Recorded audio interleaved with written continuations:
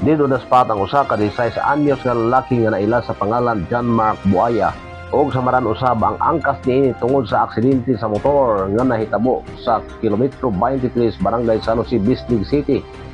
Matod pa sa mga nakakita sa panghitabo nga kusog kaayo ang dagan sa motor nga gimanihon ni John Mark Buaya.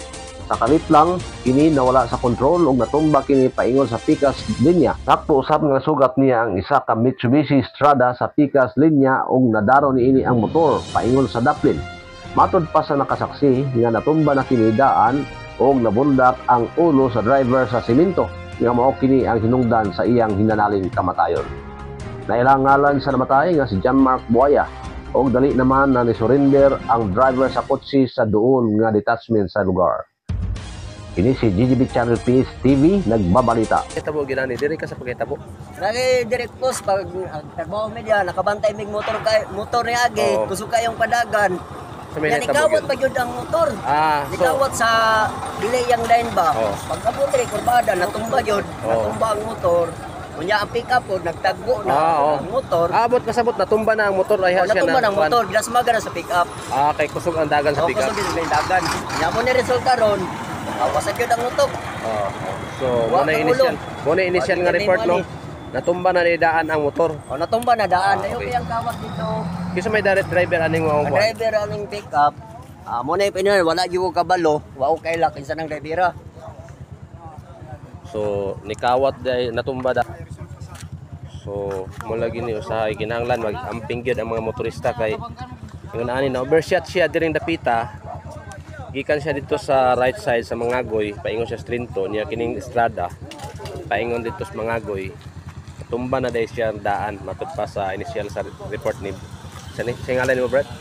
GY. Kau ba ni mga dong?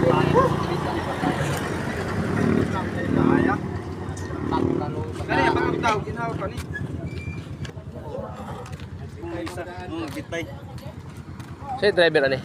Ambot? Wala diri.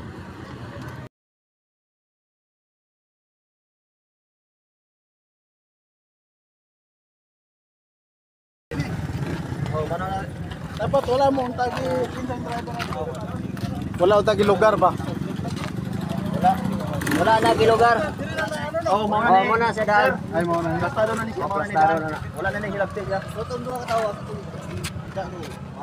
Diha nagsampok sila nalangagi diha kana. Dito to gikan natumba ang motor, natumba gidaro na ni diri. Gidaro na. Natumba naman na, natumba na din ang motor.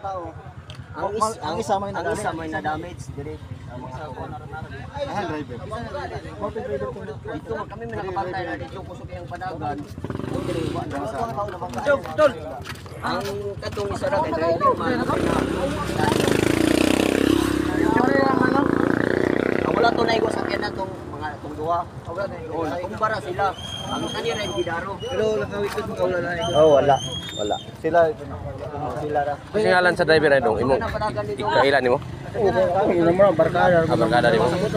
Kau ba na imo kanina? Ba no gikan pamigdabo kay kahapon no. Uli mi diri ah. O ba? Singalan na ning namatay dong. Aw na.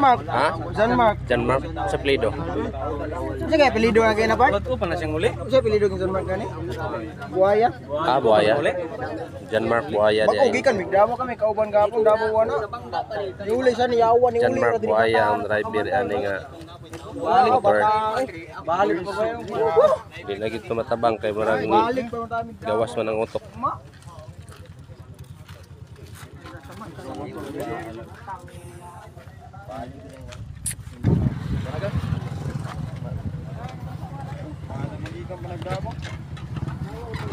Dito mga sila ikan gay na kadto naman nila yung balik. Ito mga gay na. Ang tindahan na kayo wala mi taong balik. So kusog din mo padagan ning tawana boss. Grabe na kusog padagan kahapon. Dapat inahinera.